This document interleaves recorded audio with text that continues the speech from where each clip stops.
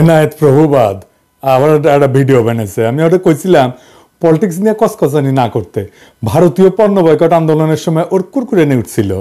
ব্যাপার না, বাতের রোগীদের যেমন আমাবস্যার পূর্ণিমা বাতের ব্যথা জায়গায় ওঠে, তেমনি প্রভুপাদের কিছু বিশেষ বিশেষ সময় কুরকুরে নিয়ে ওঠে। ওরা নিয়ে কিছু বলতাম না, কিন্তু একটা ভিডিও সারিছে, এটা নিয়ে কিছু না কইলেই না। মুশকিল হইলো কইছে বিএনপি নিয়ে। বিএনপির ডিফেন্ড করা তো আমার দায়িত্ব না, দায়ও না, আমি বিএনপি করিও না। কিন্তু বিএনপি ব্যাশিং এর নামে কোন শয়তানিটা শ্রী শ্রী এনায়েত প্রভুপাত করতেছে সেটা দেখায় দেওয়া দরকার, কারণ এটা দেশের জন্য জাতির জন্য জরুরি। আমি ওরে প্রভুপাত বলি কারণ ও হইতেছে বিজেপির বুয়েট শাখার সভাপতি। বাংলাদেশে বিজেপির পলিসি পার্সু করে, ঠিক যেভাবে ভারতীয় পণ্য বয়কটের সময় আমাদের পিছে লাগিয়েছিল, এখন বিএনপির পিছে লাগিয়েছে। তো এটা এখন বিএনপির পিছে লাগা হচ্ছে এখন বিজেপির পলিসি।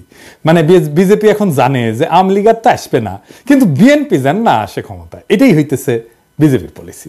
ও যেটা বলতে চাচ্ছে সেটা হচ্ছে আওয়ামী লীগ খারাপ, অবশ্যই ঠিক আছে, বিএনপি একই রকম খারাপ।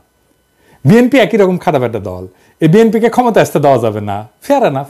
তো প্রভুবাদ আওয়ামী লীগের আমলে আওয়ামী লীগের শাসন নিয়ে কি কথা কবে পারছিল আপনারাই বলেন? তখন কিন্তু গোয়ার গু শুকায় গুটা হয়ে গেছিল, সেই সাহস হয় নাই। এখন ওর পৌরুষ জেগে উঠছে, বিপ্লবী হয়েছে, এখন এসেছে বিপ্লবী সাজিতে। ওই সময় কি কি করেছিল আসেন দেখি।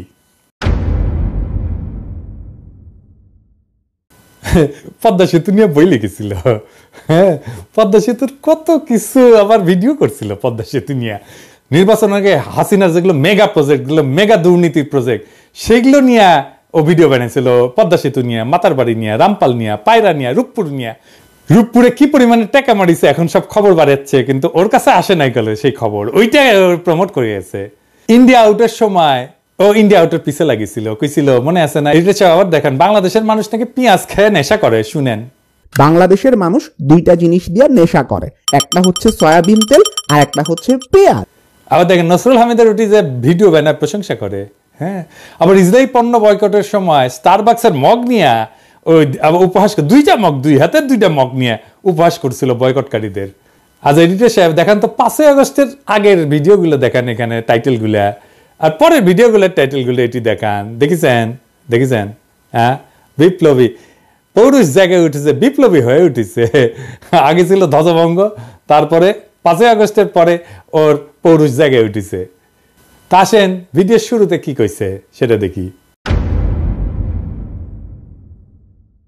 5ই আগস্ট বিকাল থেকে বিএনপির বিভিন্ন লেভেল থেকে এই দাবি আসতে থাকে যে আগামী 3 মাসের মধ্যে আপনাকে নির্বাচন দিতে হবে। তো ও বিএনপির দোষ দিতেছে। বিএনপি কেন বাংলাদেশের বর্তমান অন্তর্বর্তীকালীন সরকারের কাছে নির্বাচন চাইছে? তো একটা গণতান্ত্রিক দল তো নিজের দেশের সরকারের কাছে সুষ্ঠু নির্বাচন চাইবে না? বিএনপি তো হাসিনার কাছেও চাইছে নির্বাচন নাকি? তো এনাদের ওই যে বাবার দেশ ভারতের কাছে যে ওর নেতা সজীব ওয়াজেদ জয় 90 দিনের মধ্যে বাংলাদেশে নির্বাচন করায় দেওয়ার দাবি করলো, সেটা এনাদের ভাল লাগছে না? হ্যাঁ, দেখেছেন? আসেন একে একে অন্য অভিযোগগুলো দেখি। ওই করছে যে মার্কিন দূতাবাসের সূত্র নাকি দাবি করেছে যে তারেক রহমান বিভিন্ন কনস্ট্রাকশন কোম্পানি আর প্রতিষ্ঠানের কাছে চাঁদা চাইছিল। শুনেন, মার্কিন দূতাবাসেরই আরেকটা সূত্র বলতেছে তারেক রহমান কোটি কোটি ডলারের অবৈধ সম্পদ সংগ্রহ করছেন। ঢাকায় আগে একজন মার্কিন রাষ্ট্রদূত ছিলেন যার নাম জেমস এফ মরিয়ার্টি। উনি বলতেছেন তারেক রহমান শুধুমাত্র যে মোনেম কনস্ট্রাকশনের মতন একটা লোকাল কোম্পানির কাছ থেকে ঘুষ খাইছেন এমন না, ওই কি মোনেম কনস্ট্রাকশন তারেক রহমানকে 4.5 লক্ষ মার্কিন ডলার ঘুষ দিছিল। আসল কাহিনী হচ্ছে মার্কিন দূতাবাস এরকম কোনো দাবি করে নাই। মার্কিন দূতাবাস তাদের কেবল মানে যে সমস্ত কমিউনিকেশন পাঠায় আর কি, তার দেশে কোথায় কি আপডেট হচ্ছে এইগুলা লিখে পাঠায় এবং বিভিন্ন বিষয়ে ওয়াশিংটনের মতামত চায়। এরকম একটা কেবল যেটা পাঠানো হয়েছে 2008 সালের নভেম্বরে, সেখানে তারা লিখছিল যে বাংলাদেশের দুর্নীতি দমন কমিশন তারেক রহমানের বিরুদ্ধে বিভিন্ন অভিযোগ আনছে, যার মধ্যে আছে অমুক কনস্ট্রাকশন ফার্ম থেকে চাঁদা দাবি, তমুক প্রতিষ্ঠান থেকে চাঁদা দাবির অভিযোগ। এটা রিপোর্টিং, এইটা মার্কিন দূতাবাসের কোনো অভিযোগ না। একটা দাবিও কিন্তু মার্কিন দূতাবাস বা তাদের কোনো সূত্র করতেছে না। এই অভিযোগ আনছে মইনুল আহমেদের সরকারের দুর্নীতি দমন কমিশন। যারা তখন -2 ফর্মুলা বাস্তবায়নে ব্যস্ত, আর আমেরিকা দূতাবাস সেই মামলাগুলোর বর্ণনা করতেছে, আর কিছু না। কিন্তু এই মামলাগুলো কিভাবে হয়েছে সেটা একটা বর্ণনা কিন্তু আছে মহিউদ্দিন আহমেদের বই 1/11-তে। এই মামলাগুলো হয়েছিল সরাসরি মঈনুল আহমেদের নির্দেশে, যদিও তখনকার এনবিআর বা দুদক কেউই তারেক রহমানের বিরুদ্ধে কিছুই পায় নাই। বইয়ের 274 পৃষ্ঠাতে মহিউদ্দিন আহমেদ যখন তৎকালীন এনবিআর এর শীর্ষ কর্মকর্তাকে তারেক রহমানের মামলাগুলোর ব্যাপারে জিজ্ঞেস করছে, উনি উত্তর দিচ্ছেন, কি বলতেছেন, তাদের বিরুদ্ধে তো কোনো মেজর কেস পাওয়া যায়নি, যেমন তারেকের তো কোনো কিছু প্রমাণিত হয় নাই, তার তো কিছু পাই নাই বলতে গেলে, দেখেছেন। এবং এই 1/11 বইতে খুব বিস্তারিতভাবে লেখা আছে কিভাবে মঈনুল আহমেদ বাধ্য করছিল এই সমস্ত মামলা দিতে। এবং আমরা সবাই জানি যে কিভাবে তখন ব্যবসায়ীদের তুলে নিয়ে বিভিন্ন রাজনীতিবিদদের বিরুদ্ধে মামলা করতে বাধ্য করা হইতো। সেই মামলাগুলোর সূত্র ধরে এই প্রভুপাদ ভিডিও বানায় ফেলছে যে তারেক রহমান চাঁদাবাজি করছে, দেখেছেন। মানে মানুষের তো ইন্টেলেকচুয়াল একটা অনেস্টি থাকবে। উনাকে আবার ছাত্র পড়ায় বুয়েটে, ছাত্র কি শিখবে ওর কাছ থেকে? ছাত্র সাবজেক্ট কি শিখবে জানি না, কিন্তু নৈতিকতা তো শিখবে না ওর কাছ থেকে। এখন প্রশ্ন হইতেছে যে মামলাগুলো হইলো গত 17 বছর, এই চাঁদাবাজি মামলার অগ্রগতি কি? ঘোড়ার ডিম, শূন্য। এটা চাঁদাবাজির মামলাও হাসিনা গত 17 বছরের কোনো আদালতে প্রমাণ করতে পারে নাই, এমনকি কোনো বিবাদী এই সমস্ত ভুয়া মামলা চালাইতেও চায় নাই। তো প্রভুবাদ কোত্থেকে পাইলো এগুলা? দেখেছেন কিরকম জাউরা, কিরকম জাউরা। এনায়েতের ভিডিওতে আমিন আহমেদ ভুইয়া নামে এক ব্যবসায়ীর কথা বলছে, যাকে নাকি তারেক রহমান হুমকি দিছিল চাঁদার জন্য। অথচ আমিন আহমেদ ভুইয়া নিজেই দাবি করছে যে তাকে জোর কইরা তারেক রহমানের বিরুদ্ধে মামলা করানো হয়েছিল। তো এডিটর সাহেব আগে দেখান প্রভুপাত কি কইছে। এই তারেক রহমান আল আমিন কনস্ট্রাকশনের মালিক আমিন আহমেদকে হুমকি দিছেন, তুমি যদি আমাকে $1.5 লক্ষ না দাও তাহলে তোমার কোম্পানি আমি বন্ধ করে দিব। তারপরে দেখান আমিন আহমেদ ভুইয়া কি কইছে। কারণ একটা স্থগিত বিষয় মামলাটি দেখুন বর্তমানে রাষ্ট্র বনাম তারেক রহমান সাহেব। আমি নিজে যদি উদ্যোগ হয়ে মামলা করতাম তাহলে তো মামলা চালুই থাকতো।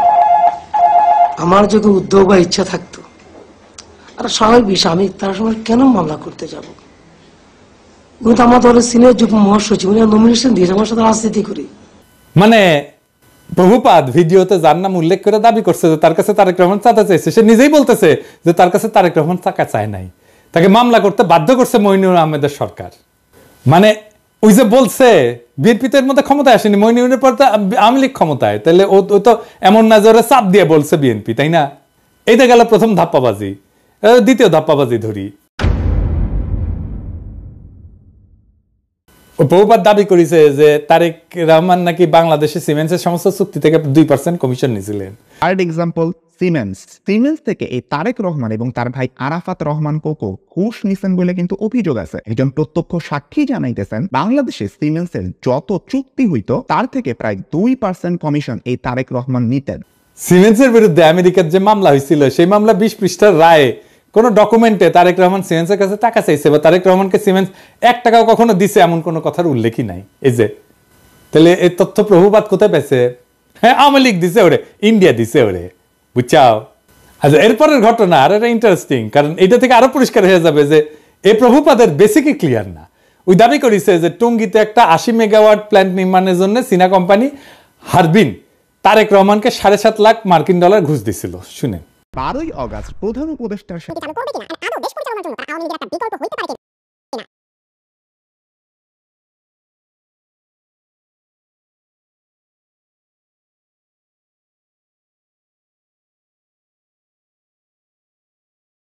আসল কথা হচ্ছে হারবিন একটা টেন্ডার প্রক্রিয়াতে সর্বনিম্ন বিডার হিসেবে 2002 সালে মনোনীত হয়েছিল।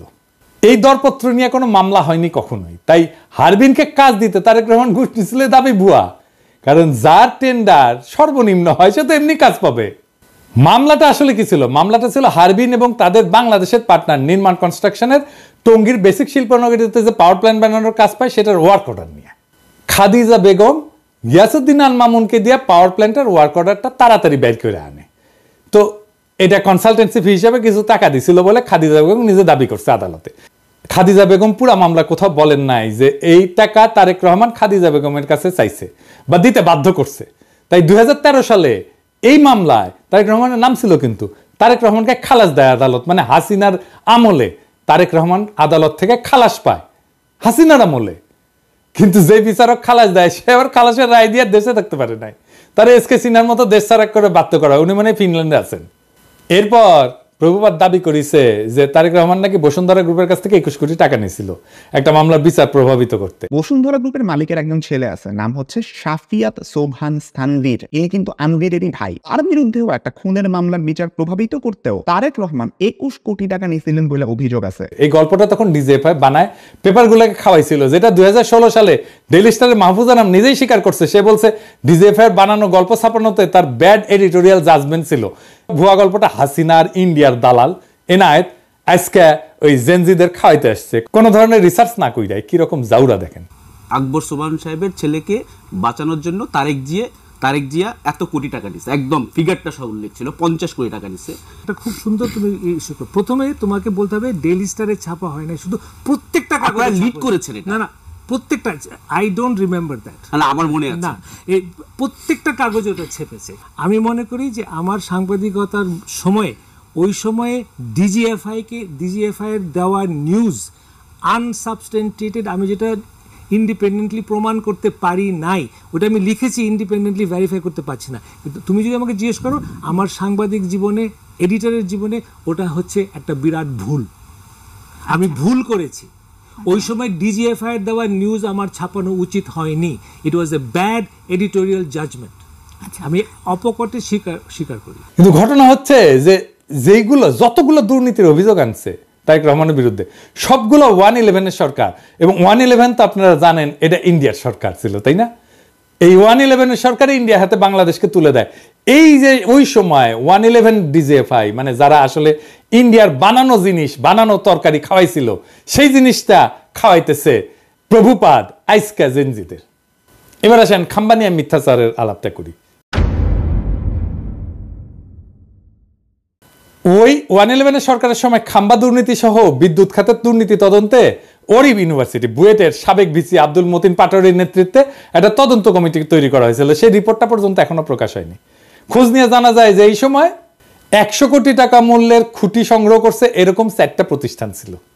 এর মধ্যে 3টাই ছিল আওয়ামী লীগ সমর্থিত ঠিকাদারি প্রতিষ্ঠান। এই 5 বছরে আরইবির মোট খুঁটির বেশিরভাগ সরবরাহ করে আওয়ামী লীগ সরকারের সমর্থক ব্যবসায়ী কাজী শাহাদ আহমেদের মালিকানাধীন জেনকম গ্রুপের 5টা প্রতিষ্ঠান। এই গ্রুপ একাই 511 কোটি 30 লাখ টাকার কাজ পায়। এছাড়া আওয়ামী লীগ সরকারের সময় আরইবির খুঁটির পুরাটাই যোগান দেয় এই প্রতিষ্ঠান।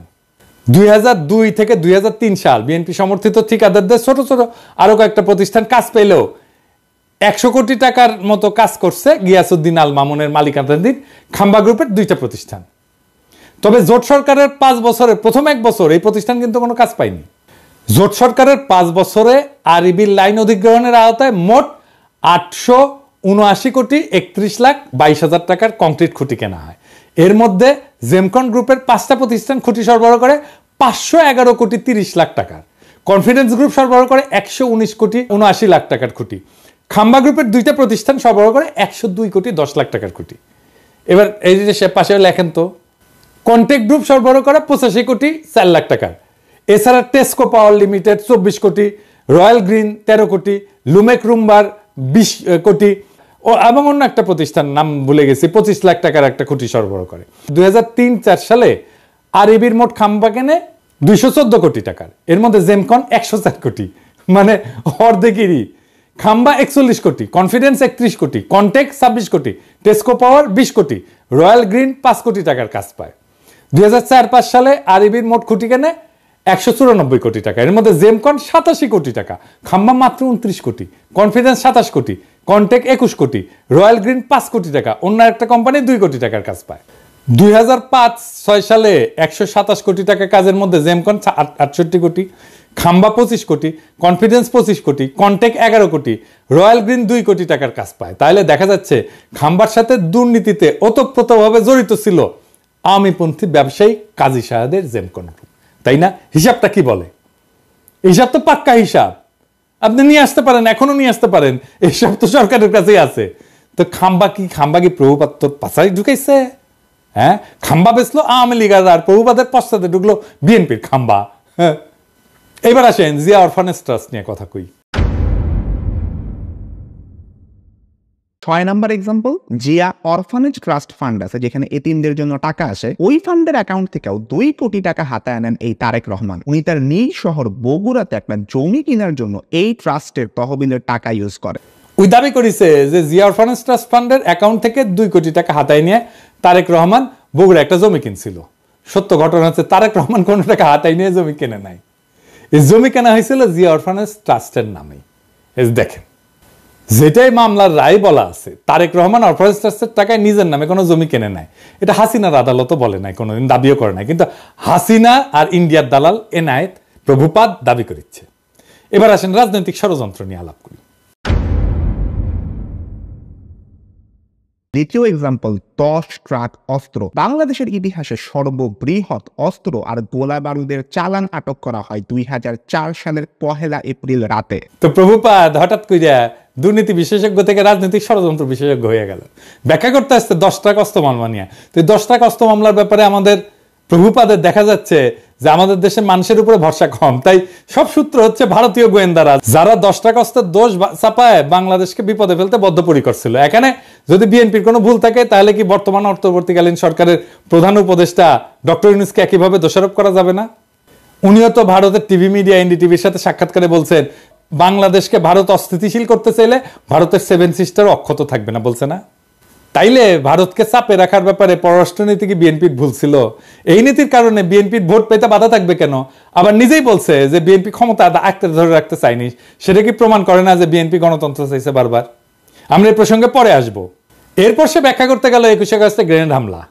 এও দাবি করেছে যে মুফতি হান্নান নাকি 2004 সালের 14 আগস্ট হাওয়া ভবনে বসে পরিকল্পনা করছে। আমরা 21 আগস্ট বোমা হামলা। ডেইলি স্টারের 2009 সালের একটা রিপোর্টের মতে 2004 সালের 14 আগস্ট রাতে হাওয়া ভবনে বসে স্বরাষ্ট্র প্রতিমন্ত্রী বাবর, উপমন্ত্রী পিন্টু সহ জঙ্গি সংগঠন হুজির নেতারা বৈঠক করে শেখ হাসিনাকে গ্রেনেড হামলার মাধ্যমে মেরে ফেলার পরিকল্পনা করে। তো এইবার একটু মুফতি হান্নানের জবানবন্দিটা দেখি তো। মুফতি হান্নান 21 আগস্টের গ্রেনেড হামলার ব্যাপারে 2টা জবানবন্দি দিয়েছে। প্রথমটা 2007 সালে, যেটার ভিত্তিতে মামলা বিচার শুরু হয়ে গেছিল, কিন্তু সেই জবানবন্দিতে তারেক রহমানের হাওয়া ভবনের নাম নিশানাও ছিল না।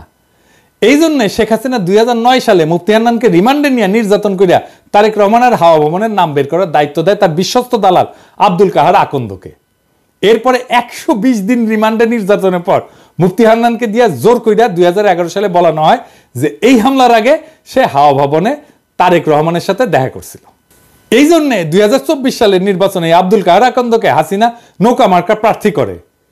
এই দেখেন, এই নির্বাচনে আওয়ামী লীগ থেকে আমাকে নৌকা মার্কা প্রদান করা হয়েছে।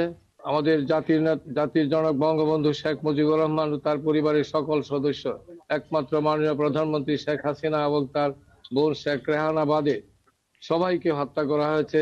এমনকি 10 বছরের শিশু রাসেলকেও হত্যা করা হয়েছে। আপনারা জানেন 21 বছর সংগ্রাম করে এই মাননীয় প্রধানমন্ত্রী 1996 সালে আবার ক্ষমতায় আসেন।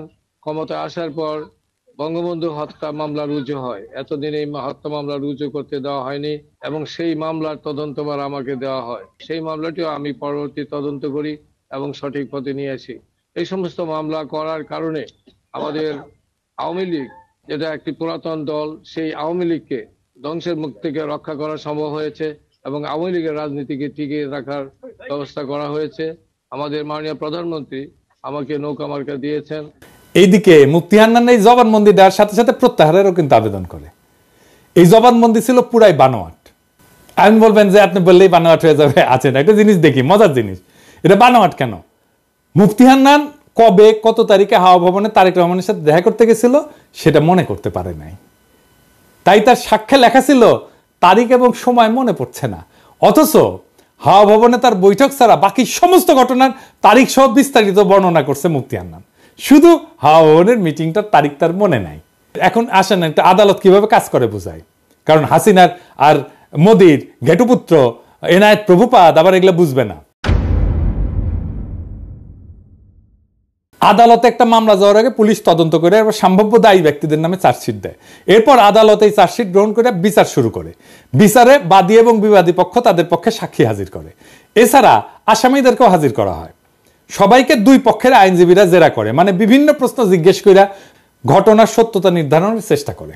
এই জেরার পর সবার যুক্তি তর্ক শুনে আদালত রায় দেয়। এখন খালি মুফতি হান্নান কেন, তার বাপও যদি জবানবন্দি দেয় যে তার 21 আগস্টে বোম মারছে তারেক রহমানের কথায়, কিন্তু আদালতের জেরায় যদি প্রমাণ হয় তাদের দাবি মিথ্যা, তারা খালাস পেয়ে যাবে।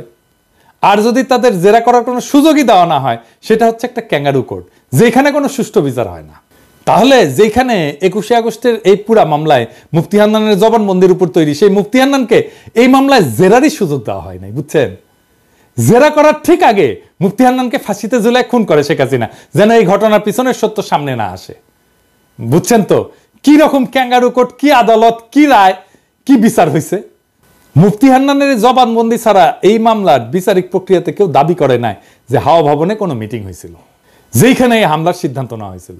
আর মুফতি হান্নানকে অকথ্য নির্যাতন করে একটা জবানবন্দি আদায় করলে সে জবানবন্দির কোথাও এই মিটিং এর তারিখের উল্লেখ নাই, আগে বলছি। কিন্তু হাসিনার দালাল, ইন্ডিয়ার দালাল এনায়েত প্রভুপাত জেনে গেছে যে মিটিং ঠিক 14 আগস্ট হয়েছিল।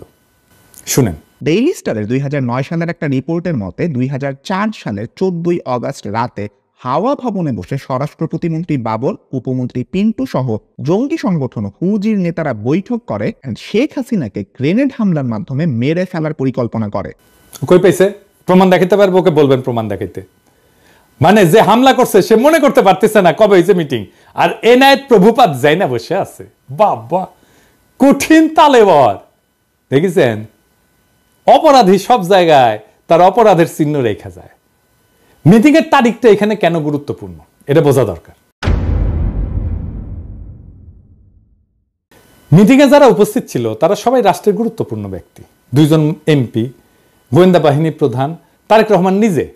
তো এত গুরুত্বপূর্ণ মানুষ যাদের প্রত্যেকের সাথে তো অনেক লোক থাকে, তাই না? তাদের এপিএস থাকে, বডিগার্ড থাকে, ড্রাইভার থাকে, আরো অনেক স্টাফ থাকে তাদের সাথে। কিন্তু কেউ কিন্তু একা না, আমাদের মতো না, সাধারণ মানুষ না। তাদের প্রত্যেকটা মিটিং এর শিডিউল থাকে, যেগুলো তার পিএসরা ম্যানেজ করে, এবং অনেকের সাথে মিডিয়ার লোকজনও থাকে তো সার্বক্ষণিক, তাই না? এখানে তো দেখবে কোথায় যাচ্ছে, কি করতেছে, সব জায়গায় মিডিয়ার লোকজন থাকবে।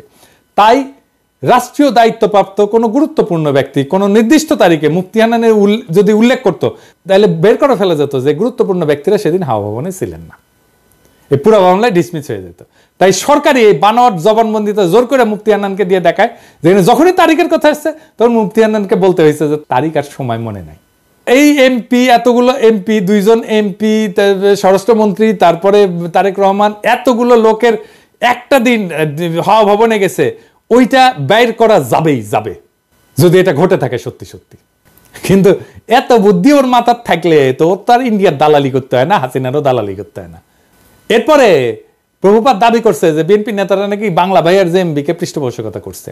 বিএনপি জামায়াত জোট সরকার জঙ্গি গোষ্ঠীকে তোষণ করত, তাদেরকে পালতো, এন্ড পরে নিজেদের কাজেও ব্যবহার করছে। তার সোর্সকে জানেন? নূর মোহাম্মদ কিশোরগঞ্জ থেকে নৌকা মার্কা নিয়ে ভোট ডাকাতি করে যে তা আওয়ামী লীগের সাবেক সংসদ সদস্য। এই লোক নিজেই ছিল বাংলা ভাইদের দোসর।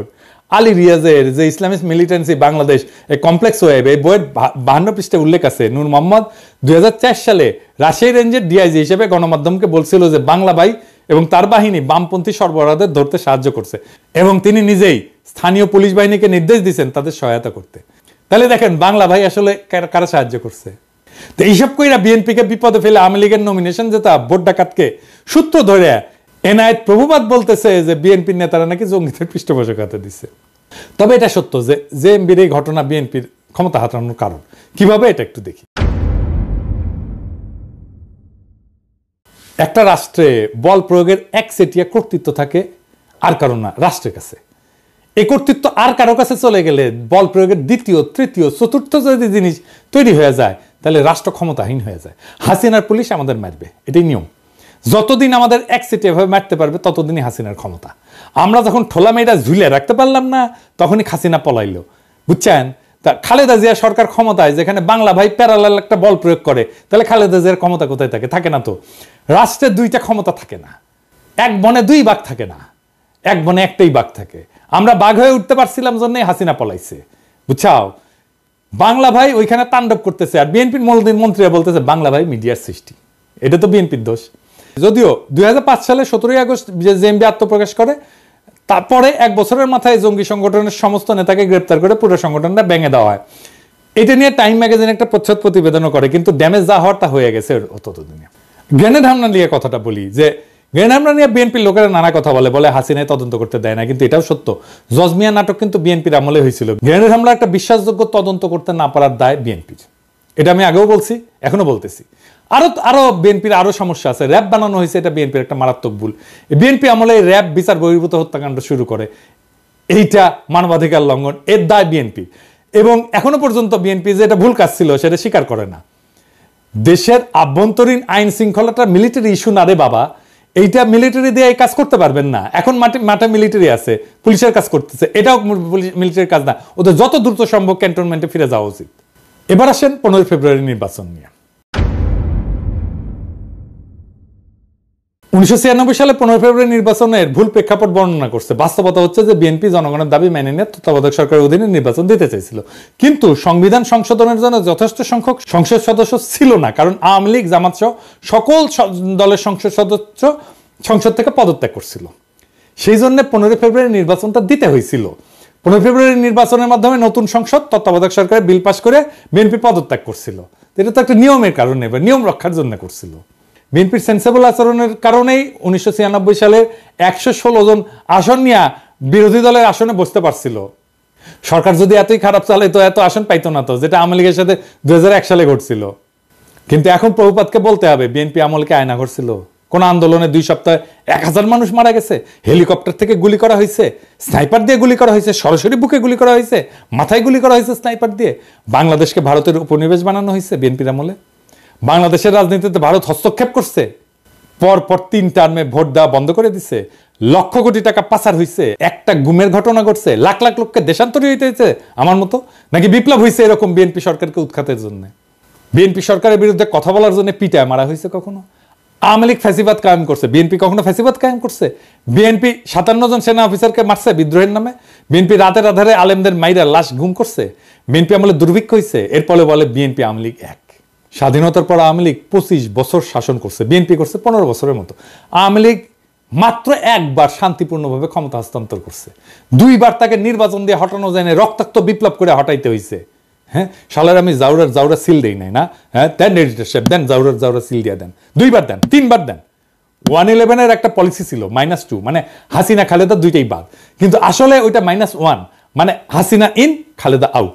বিএনপি জামাতকে ক্ষমতায় আসতে দেওয়া যাবে না, এটা ইন্ডিয়ান লাইন, এটা বিজেপি কংগ্রেস সবার লাইন। কারণ বিএনপি জামাত ক্ষমতায় থাকলে ইন্ডিয়ার বাংলাদেশে ভাত নাই। ভারতীয় পণ্য বয়কটে ভারতকে বাঁচাইতে আসছিল প্রভুপাত, এখন আওয়ামী লীগের পতনে ইন্ডিয়াকে বাঁচাইতে আসছে প্রভুপাত। কারণ ইন্ডিয়া জানে যে আওয়ামী লীগের জিন্দগিতে ক্ষমতায় আসতে পারবে না। বাংলাদেশে ইন্ডিয়ার অনেক সফট অ্যাসেট আছে, এই প্রভুপাত তার মধ্যে একটা, ইন্ডিয়ার সফট অ্যাসেট। এরকম আরো অ্যাসেটকে মাঠে নামাবে ইন্ডিয়া, এই যে রোকে অ্যাপ্রাজি আর একটা সফট অ্যাসেট। তবে প্রভুপাত তোমার ইন্ডিয়ান সফট অ্যাসেট মার্ক করে রাখলাম, যেদিন ভারতীয় পণ্য বয়কটের পিছিয়ে লাগছো সেদিনই মার্ক করে রাখছি। আমার মার্ক করা ভুল হয় না, বুঝছাও? তো একটা জিনিস জানো, কয়া রাখি, বাঘে শুইলে 18 গা, ঠোলায় শুইলে 36 গা, আর পিনাকি শুইলে জয় বাংলা।